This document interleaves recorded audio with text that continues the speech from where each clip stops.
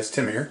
Gonna do an unboxing of this brand new case from SilverStone. It's the SUGO series SG09. This case can take either m-itx or, amazingly, m-atx, which is why I'm excited about it. Should be a good little case for portability on motherboards that perform a little better than the ITX boards or are cheaper. There is the ITX Asus board, which overclocks extremely well, but you're going to get a little more size and a little less cost. Should all balance out. It internally takes two 3.5-inch drives and four 2.5-inch drives. It comes with an 80mm air penetrator fan and a 120mm air penetrator fan. It's black, both inside and out. It definitely is styled, rather aggressively, as we see when we open it up here. The power supply is going to sit in the front of the case, which I haven't decided how I feel yet. It's either going to be really good or not work as well as I would hope. Depends, I guess, if you have a noisy power supply or not. So let's go ahead and unbox this baby. So it actually came with the Velcro straps.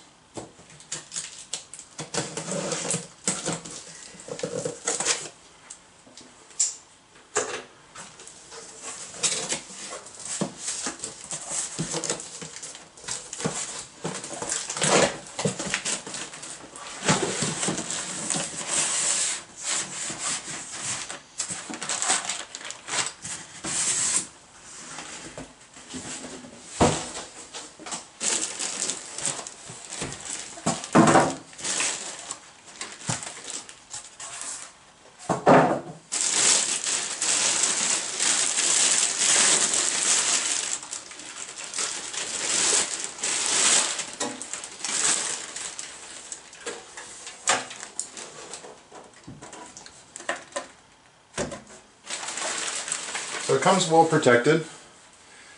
It has, I wish it was a little thicker foam. It is not as bad as most rigid foams. It does have a little give. But, as you can see, it actually is cracked. So this box did take a hit during shipping. It is cracked right in here. But the case seems to have made it through okay. So we have a whole mess of tape on here. Let's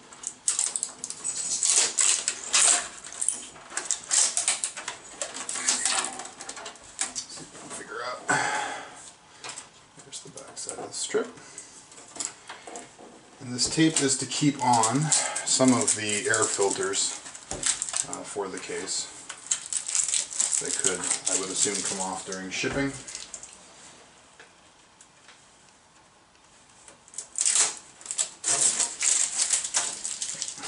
There we go.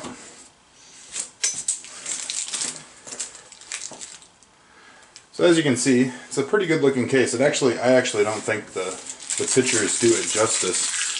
It actually looks quite a bit better in real life than I think the website pictures even look. The front isn't quite as aggressive looking as some of those photos make it out to be. So on the top, we have a clip-on filter, typical SilverStone mesh. You can take that out and clean it. There's your 180mm air penetrator fan.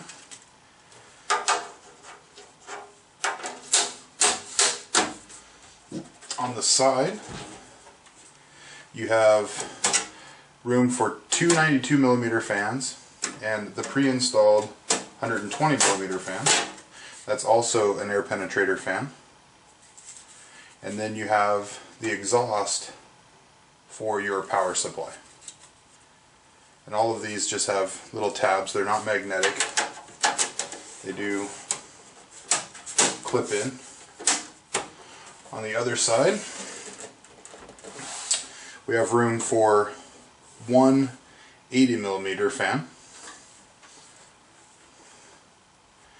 On the back, we have another 120mm fan, 4 expansion slots, an angled power connector, which will run a lead we see inside. There's a punch out hole. I guess if you have USB cables, you need to loop to the back panel, and some venting. So not a lot. And then in the front we have your USB 3 headphones, your power switch and reset, and another filtered grill for the power supply. Let's go ahead and get the side panel off here. So the side panel is a little unique. It has 2 screws, and then you're all learning with me here.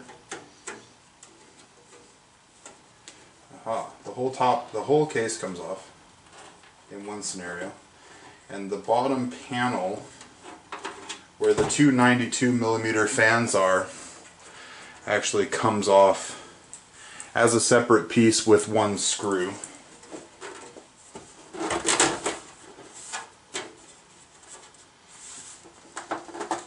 It's a bit, oh, there's another thumb screw. There's a lot of thumb screws on the back of this. Probably a few more than I would like to see, but you know, I guess it depends on how often you're building your cases out.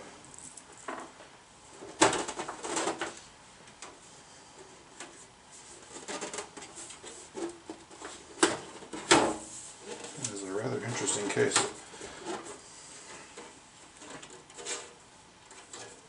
Give me a second, guys. I'll be right back once I look up if I need to take out that side panel screw or not. Okay guys, I'm back. It does turn out you do have to take out this screw as well, which in my opinion defeats the purpose of the thumb screws on the back. But the cover will just lift off now.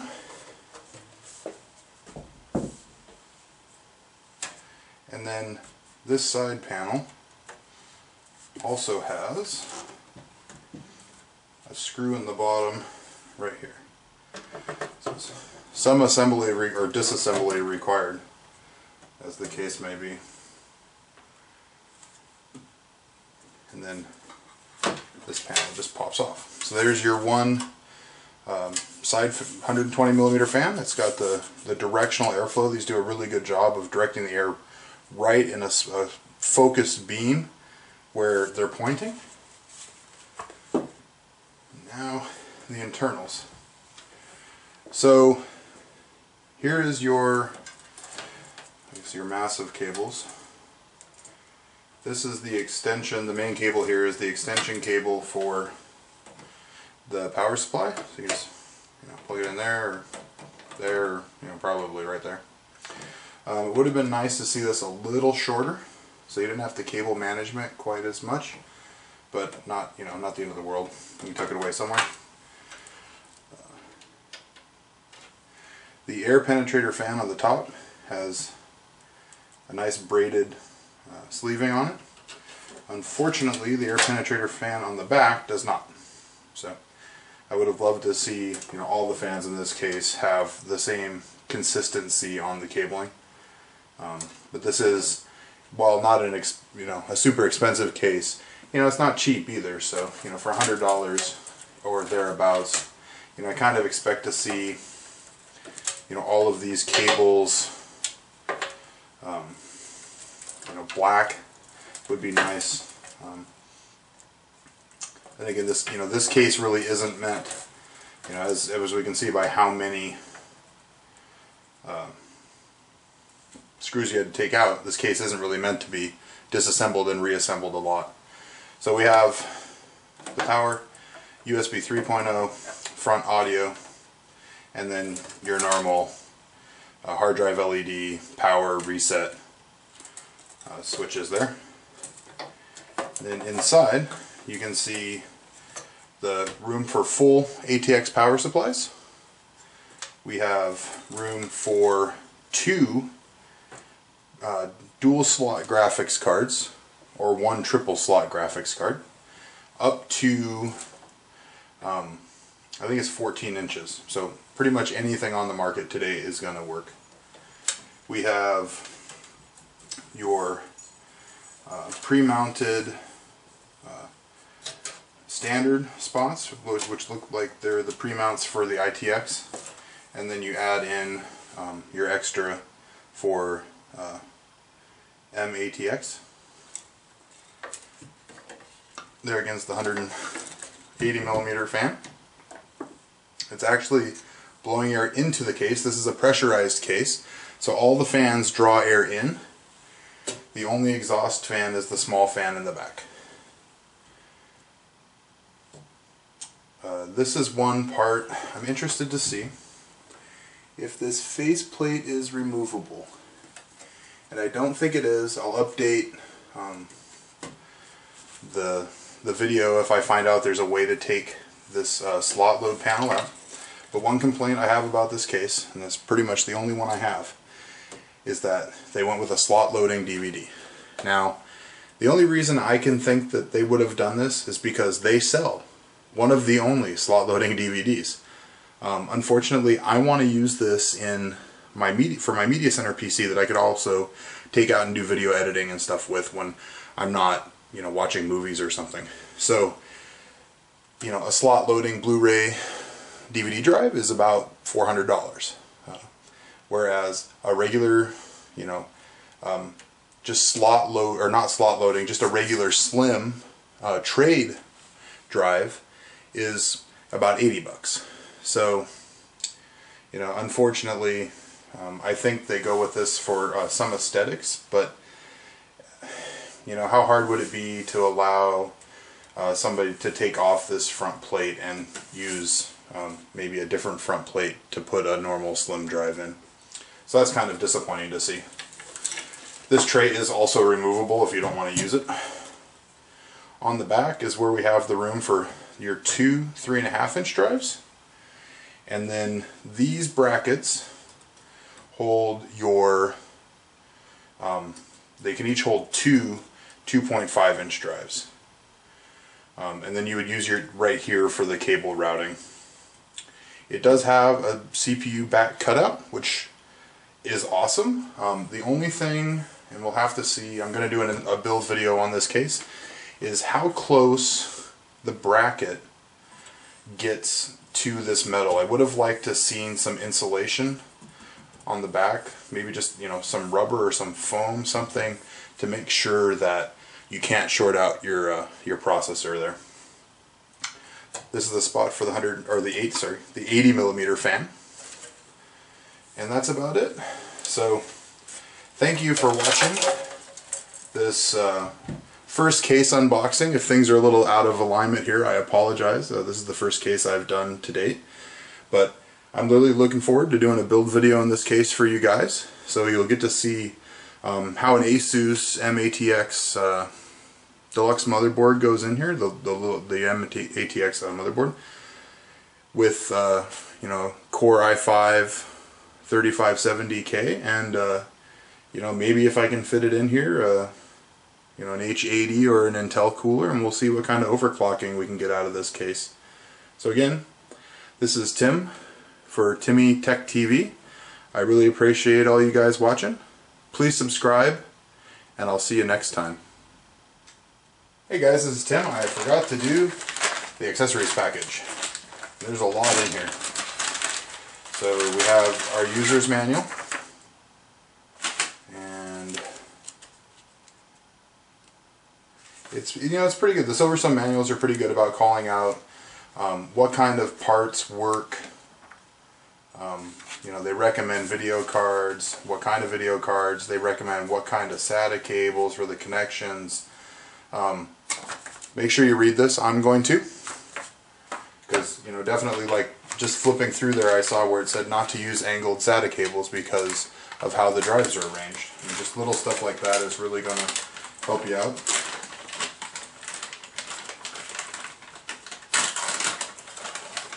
Some stuff stuck in the back here. So I guess I complain. I think this is to put on the back of your motherboard. It's either a dampening for a fan, which I can't imagine it would be, or it's so you can put it on the back of that metal bracket to make sure that your motherboard doesn't touch it. So that's probably what I would use it for, even if it's not for that. We have a m-itx to 3-fan adapter.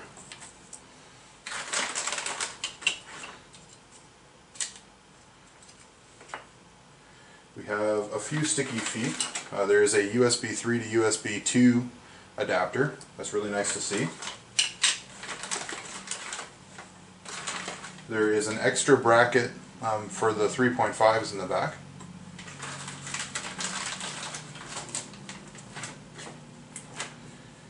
Here's the rest of those rubberized feet. There's also some little rubber dampening pads. Not sure what those are for, but I'll have to read the manual to find out. A soiree of install screws. 4 zip ties. Maybe not enough, but in a case this small, I think cable management is going to be a challenge. And then we have something that I have no idea what they are. So I'll have to read the manual, and I'll put a comment in the video. Maybe you guys can comment and tell me. They might be handles for the outside of the case. But I'll be honest with you, I don't really see where they go. So they're just little plastic brackets. They might be adapters to put an SFX power supply or a smaller power supply in this case. So that could very well be. Again, it's my review of the SilverStone SUGO series SG09. I appreciate you watching. Please subscribe, and we'll see you next time.